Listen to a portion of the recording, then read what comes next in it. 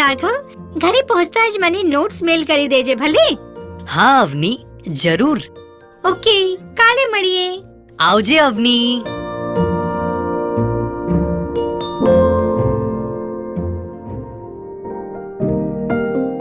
તારી ક્લાસ કેવી હતી?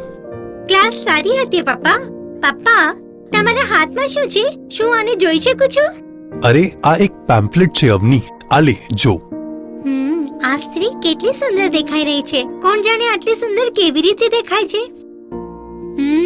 કદાચ મારે આ નંબર પર કોલ કરવો જોઈએ. હું પણ ગોરી અને સુંદર દેખાવા ઈચ્છું છું.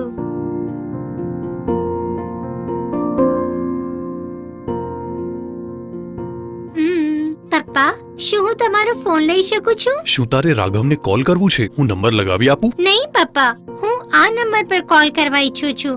હું પણ આ છોકરીની જેમ સુંદર દેખાવા ઈચ્છું છું. અવની, આ ફક્ત એક જાહેરાત છે. અવારનવાર જાહેરાત લોકોને ગેરમાર્ગે દોરાવવા ગોઠા વાયદા કરે છે અને લોકોને વિશ્વાસ અપાવે છે કે તેઓ થોડા સમયમાં પોતાના વાસ્તવિક રૂપને બદલી દેશે.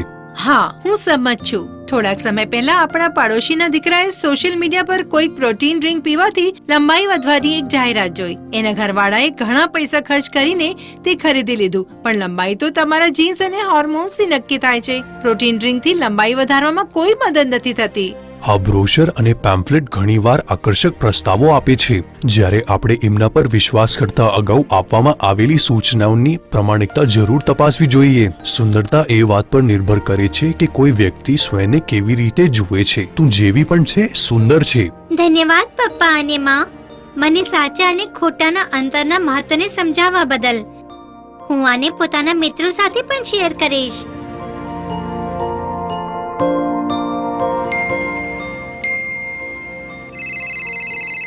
કેમ છે અવની? રાઘવ, શું બધું ઠીક છે?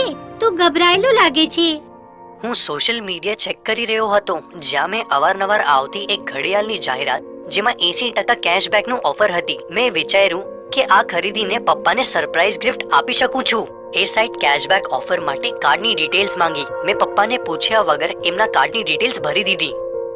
ઉફ, નહીં. પછી શું થયું? જેવી મેં ડિટેલ્સ ભરી તેવું જ પેજ રીલોડ થવા લાગ્યું અને સંદેશો આવ્યો, ઓફર ઇનવેલિડ. હું ખૂબ જ ગભરાયેલો છું. જો એમણે મારા પપ્પાની બેંક ડિટેલ્સનો દુરુપયોગ કર્યો તો મારે શું કરવું જોઈએ? આ બહુ ખતરનાક છે રાઘવ. પ્લીઝ પોતાના પપ્પા અને માં સાથે તરત વાત કર અને મને આશા છે કે તે તરત કોઈ એક્શન લેશે. ઠીક છે અવની, થેન્ક્સ, બાય. રાઘવ, તું ઠીક તો છે ને? હા માં, શું થયું? તું હંમેશા પોતાના ફોનમાં બિઝી રહે છે અને ખૂબ ઓછી વાત કરે છે. માં, હું તમારી સાથે કોઈક વાત શેર કરવા ઈચ્છું છું. મને લાગે છે કે મારાથી કોઈ ભૂલ થઈ ગઈ છે. શું થયું રાઘવ? હું પપ્પાને એમના બર્થડે પર એક સરપ્રાઈઝ ગિફ્ટ આપવા માટે ઓનલાઈન એક ઘડિયાળ ખરીદવાનો પ્રયત્ન કરી રહ્યો હતો. સાઇટ કાર્ડ ડિટેલ્સ માંગી તો મેં પપ્પાને પૂછ્યા વગર જ એમના કાર્ડની ડિટેલ ભરી દીધી અને વગર કન્ફર્મેશને સાઇટ ક્રેશ થઈ ગઈ.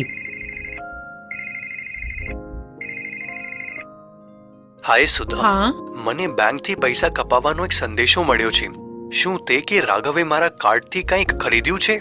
હા, એક ખોટું ટ્રાન્ઝેક્શન થયું છે. હમણાં હું રાઘવ સાથે જ આ બાબતે વાત કરી રહી હતી. તમારે તમારી બેંક સાથે તરત વાત કરવી જોઈએ. રાઘવ ખૂબ જ ચિંતામાં છે. ઓકે, હું હમણાં ઘરે આવું છું. પપ્પા હમણાં જ ઘરે આવી રહ્યા છે. ચિંતા ન કર, તેઓ તરત જ ફરિયાદ નોંધાવી દેશે.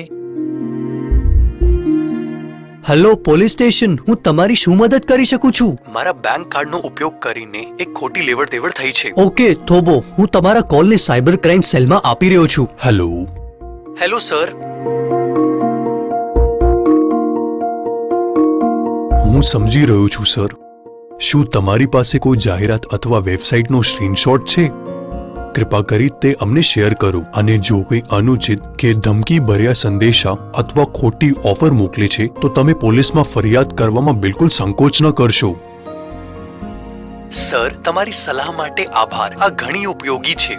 તમે ચિંતા નહીં કરો, અમે કેસની તપાસ કરીશું. માં અને પપ્પા, મને માફ કરી દો. હું તમારા બર્થડે પર તમને ખુશ કરવા ઈચ્છતો હતો. ઓહ મારા વાલા દીકરા રાઘવ, હું સમજી શકું છું. બસ હવેથી તું સતર્ક રહેજે. રાઘવ, તારે તારી ઓનલાઈન પ્રવૃત્તિઓનું ધ્યાન રાખવું જોઈએ. ઓનલાઈન દુનિયાને જરા પણ પોતાના માનસિક અને શારીરિક સ્વાસ્થ્યને નુકસાન ન પહોંચાડવા દો. હા માં, મેં અનુભવ્યું છે કે ફોન અને ગેજેટ્સ આપણો ઘણો બધો કિંમતી સમયને નષ્ટ કરી દે છે. હવેથી હું ફોનનો ઓછો ઉપયોગ કરીશ. આઈ પ્રોમિસ. મીડિયા સૂચનાને પ્રસારિત કરવા અને જાગૃતતા પ્રસારવામાં અગત્યની ભૂમિકા ભજવે છે. જ્યારે સોશિયલ મીડિયા આપણા જીવનને કોઈક રીતે બદલી શકે છે અને વ્યક્તિગત અને વ્યવસાયિક ઉન્નતિમાં વૃદ્ધિ કરી શકે છે, જો બુદ્ધિપૂર્વક ઉપયોગ ન કરવામાં આવે તો આના નુકસાન પણ છે. સોશિયલ મીડિયા અવારનવાર કિશોરોનો પોતાનો દોસ્તો અને પરિવારની સાથે શારીરિક સંપર્કને ઓછો કરી દે છે, જેના કારણે તેઓ સામસામા બેસીને વાત ન કરી શકવાથી એકલા અને અટુલા હોવાનું અનુભવ કરે છે. સોશિયલ મીડિયા પર સાયબર ઉત્પીડન અને ગોટાળાની ઘણી બધી ઘટનાઓ બને છે. એટલા માટે આપણને પ્રાપ્ત થનારી સૂચનાઓની તપાસ કરવી જોઈએ અને ઇન્ટરનેટ પર સુરક્ષિત રહેવું જોઈએ.